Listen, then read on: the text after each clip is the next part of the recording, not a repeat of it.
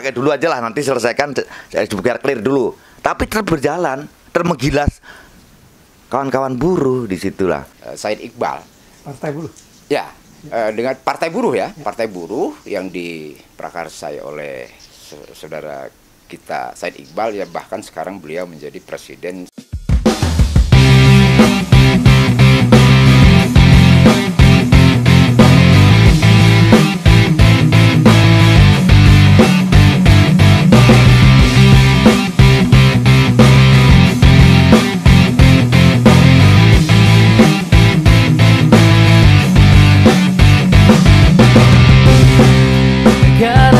Tercipta, terlahir para pejuang. Semoga kita semua panjang umur, sehat, bahagia, sejahtera.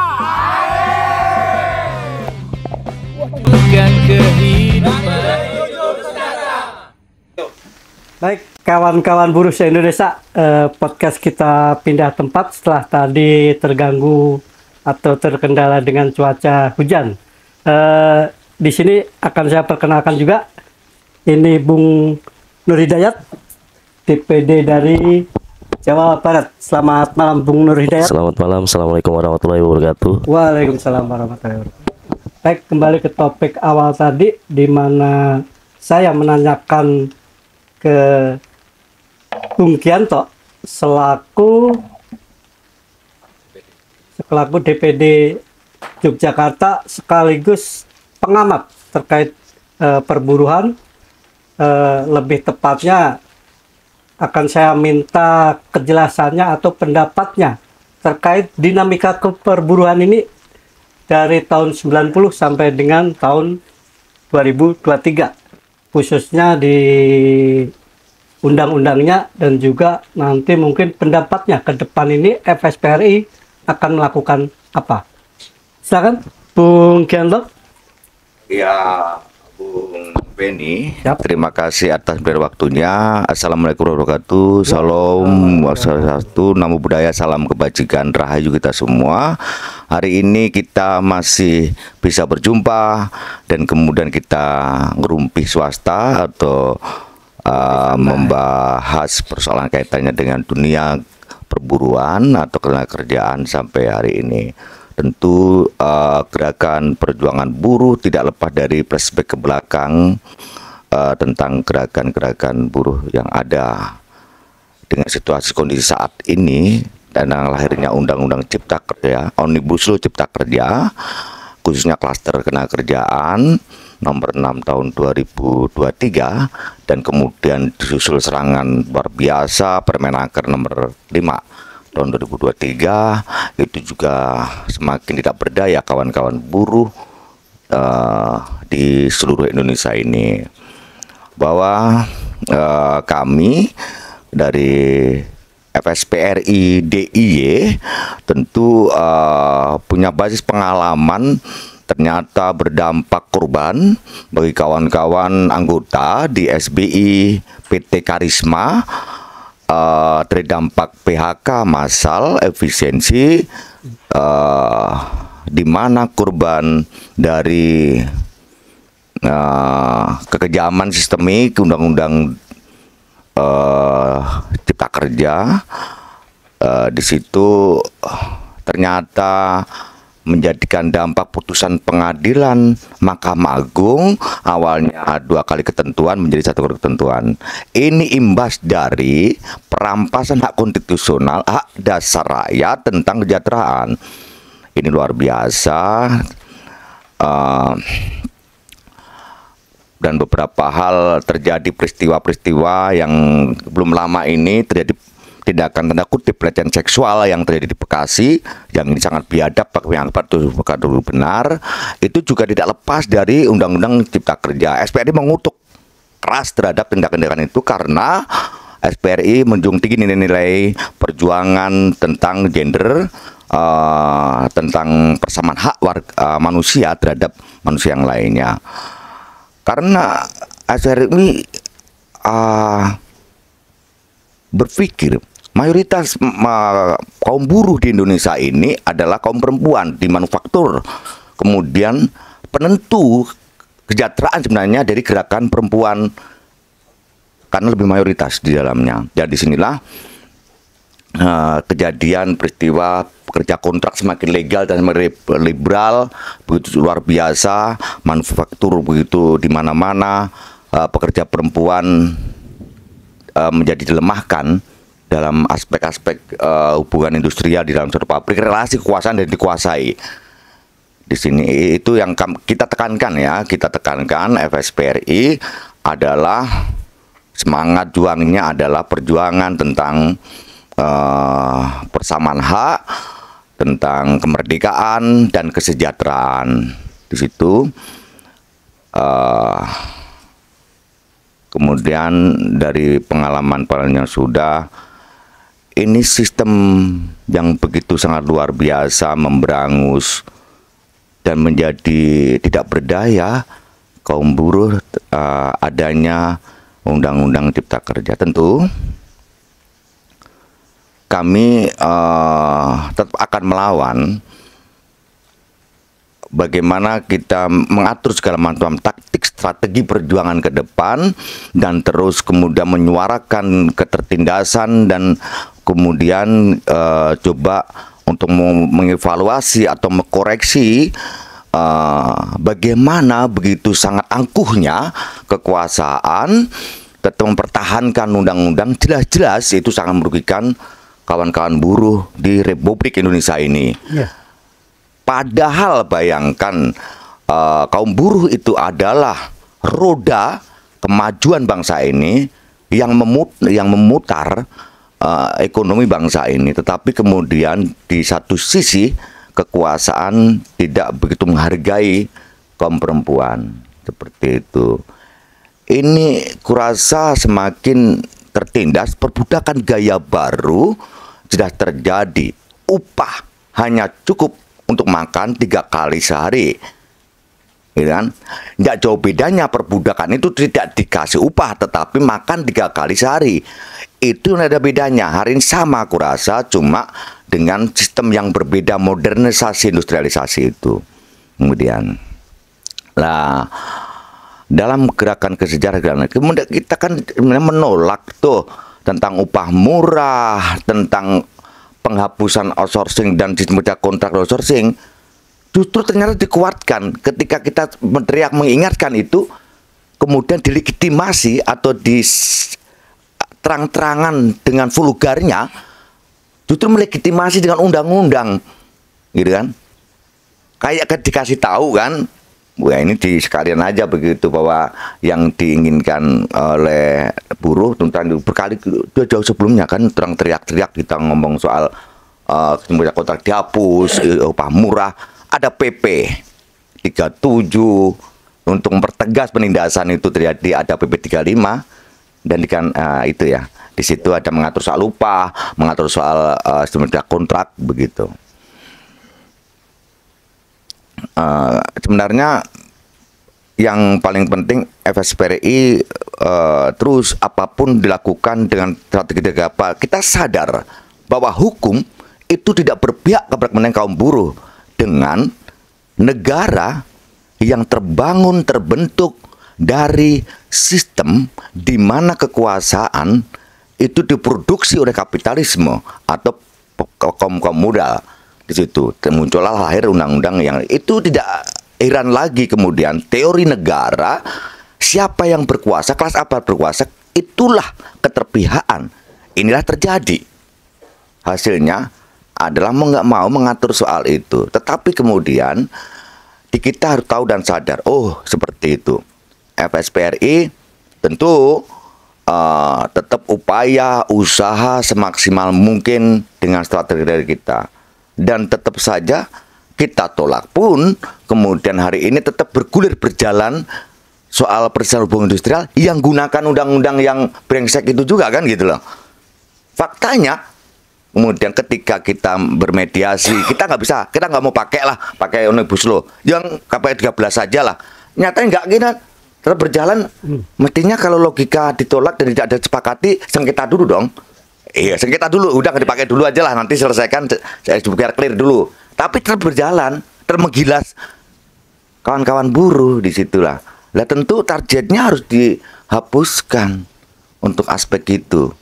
Dari pengalaman gerakan-gerakan perjuangan buruh, kita masih ingat kemudian cita-cita semangat demokratisasi, agenda reformasi, di antaranya soal perburuan harus diatur dengan rupa dan melindungi ketenaga kerjaan hidup sejahtera. Dan disitulah kemudian muncullah undang-undang baru hasil rahim dari reformasi, ya kita katakan tidak cukup bagus, tapi lebih bagus daripada undang yang sekarang ini. Sebelumnya ada undang-undang tahun nomor berapa gitu kan, sebelum undang-undang 2023. Ini konteks ini ya, konteks pengalaman strategi gerakan perjuangan perlawanan terhadap undang-undang regulasi yang sangat tidak menindas itu. Kan gitu. Disitulah berbasis di pengalaman itulah SPRI banyak belajar dari situlah. Tentu kita mengajak konsistensi dalam satu gerakan bersama, konsisten satu front persatuan yang betul-betul dengan pikiran yang jernih, pikiran yang jujur, bersama tujuannya adalah gagalkan atau kemudian terus kita nggak perlu frustasi, perjuangan tidak harus lelah, tidak harus berhenti untuk melawan ini karena sudah penindasan luar biasa dan mengerikan itu dunia tenaga kerjaan. Tentu kita juga menyampaikan dampak-dampak itu kita tidak cukup sendiri, kita harus sampaikan ke khalayak luas. Kita tidak bisa hanya berteriak di dalam ruang-ruang yang di atas saja. Kemudian kita harus SPRI ke depan, coba membangun kelompok-kelompok rakyat di kampung-kampung, itu berdampak juga pula tenaga kerja baru gitu kan. Itu tidak dipikirkan sehingga kita demonstrasi-demonstrasi itu kemudian protes terhadap nasib anak-anak mantan akan menjadi calon buruh, begitu itu ganggu dengan umum, itu juga menjadi persoalan bagi gerakan-gerakan buruh, bagi kita semua juga sama kan. Kita jelaskan ke mereka agar mereka mencintai dari pengalaman gerakan-gerakan itu. Oh ya, dia sedang memperjuangkan saya, kan gitu. Ya, berarti ini ya, dari dulu memang pengusaha itu selalu menekan upah buruh yang rendah. Bahkan mungkin dari tahun sebelum agenda reformasi juga banyak sekali upah-upah buruh yang rendah dengan gaya lamanya dan sekarang dengan gaya barunya, kurang lebih begitu.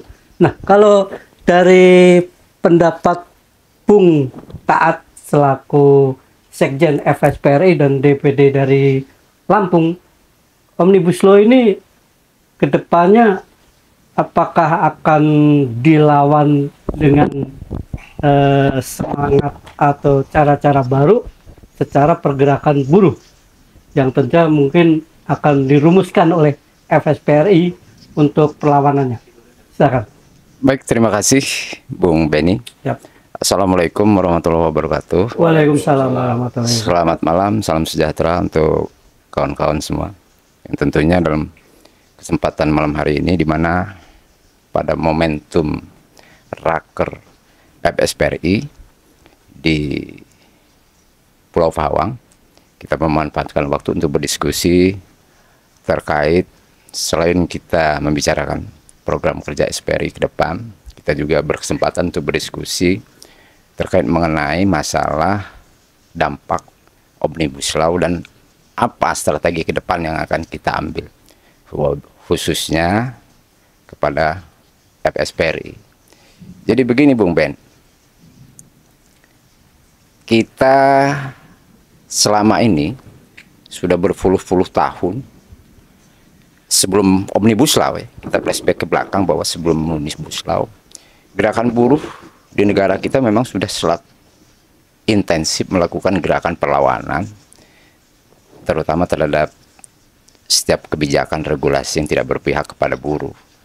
Namun selalu kandas, kita selalu kalah. Kekalahan buruh yang paling miris adalah kekalahan kita terhadap Omnibus Law ini.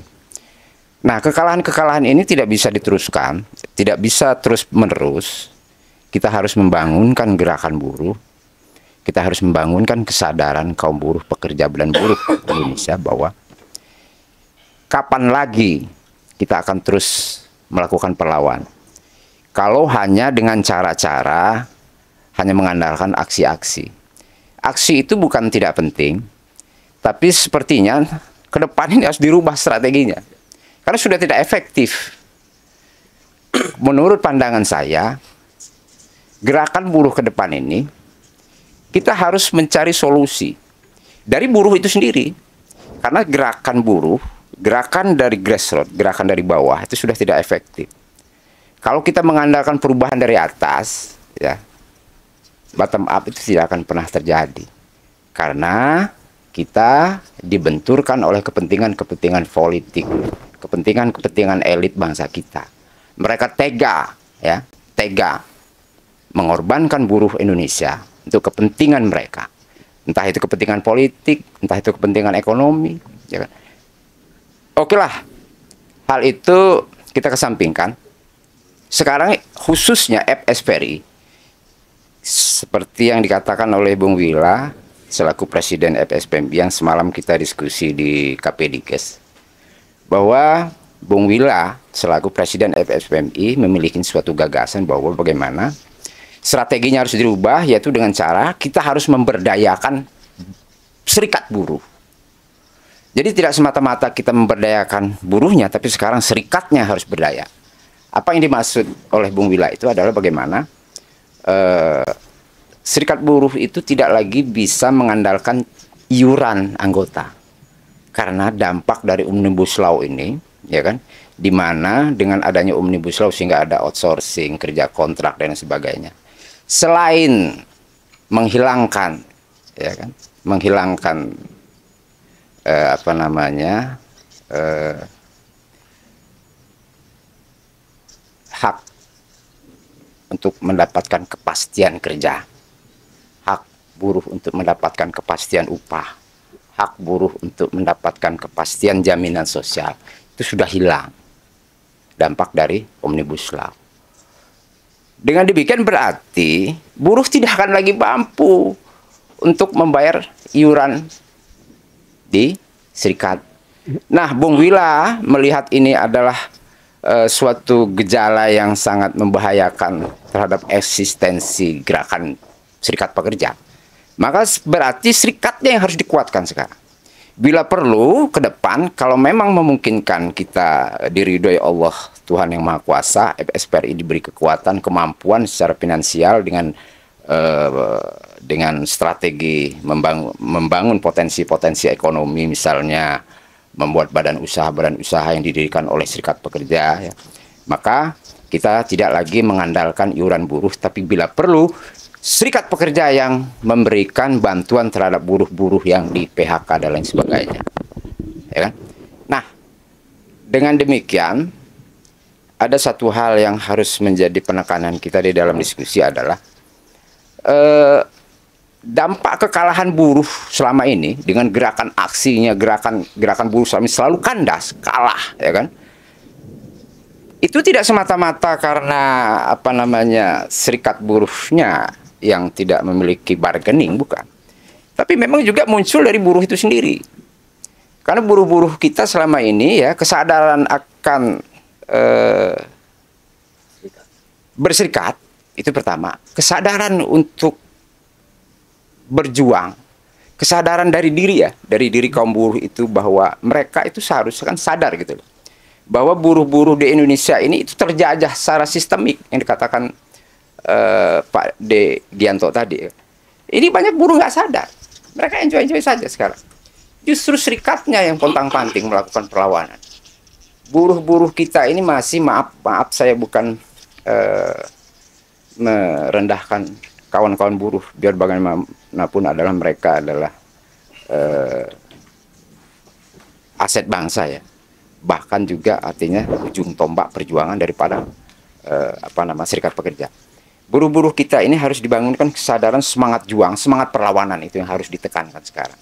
Ya, dengan cara artinya kita, khususnya kita FSPRI, sebagaimana yang sudah diwacanakan oleh Bung Wila dan sudah dikedepan, bagaimana kita harus menanamkan ideologi buruh.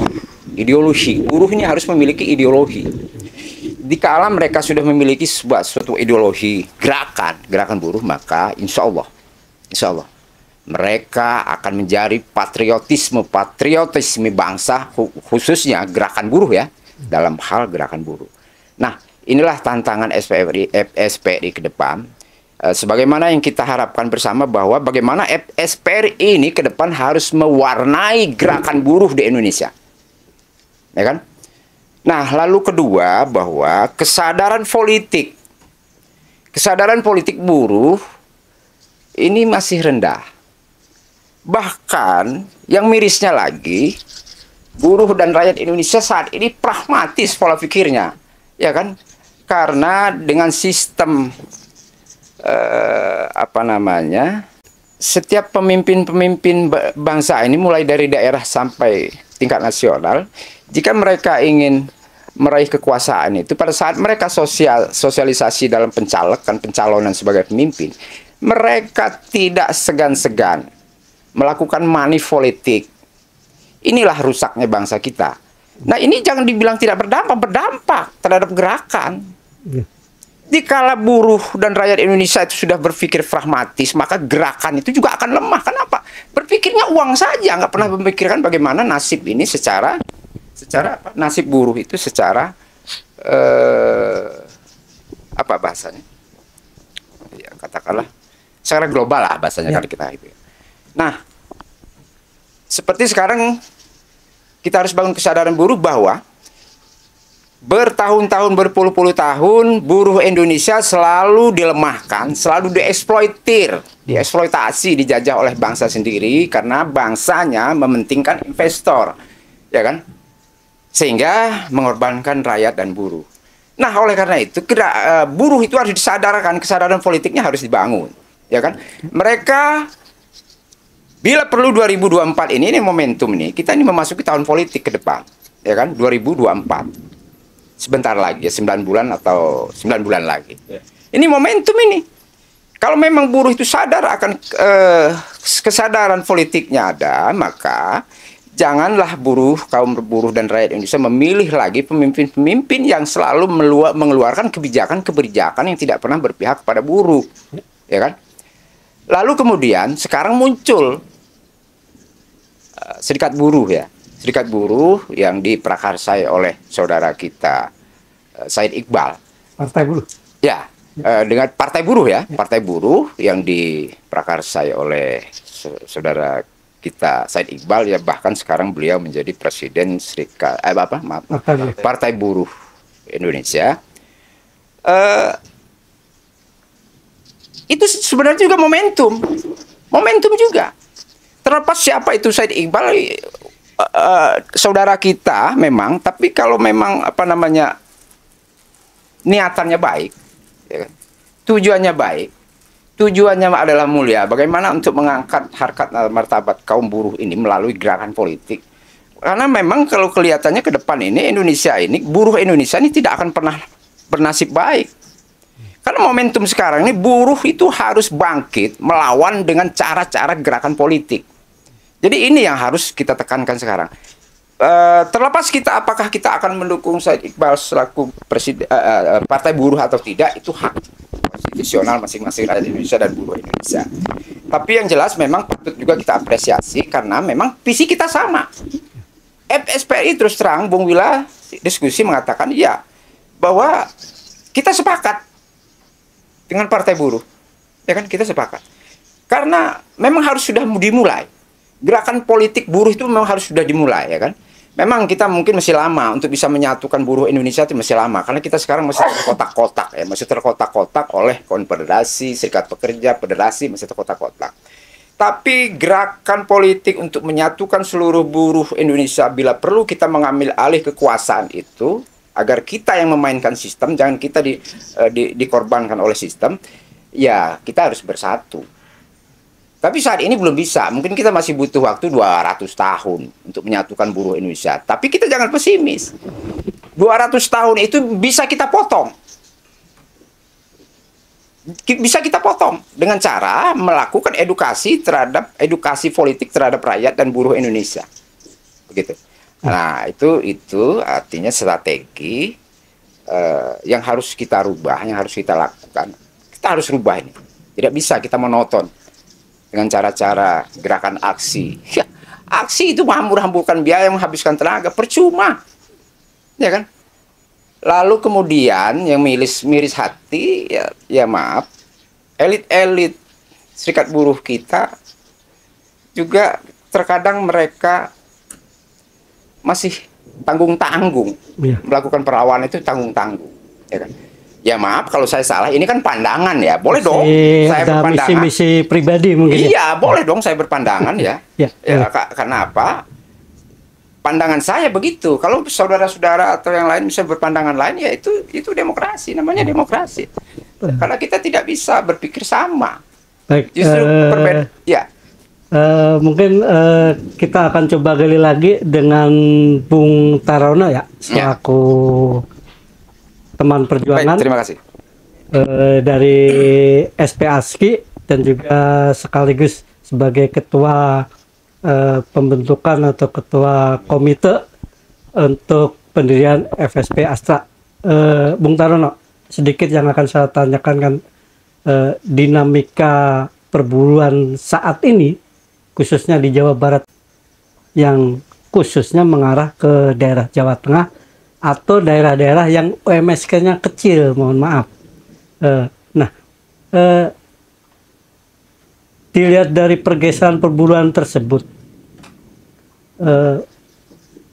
langkah apa atau perlu nggak dari misal dari serikat pekerja atau federasi di Jawa Barat ini mulai menggali atau mulai melakukan semacam kunjungan kerja atau kerjasama mungkin ya, lebih ke arah menumbuhkan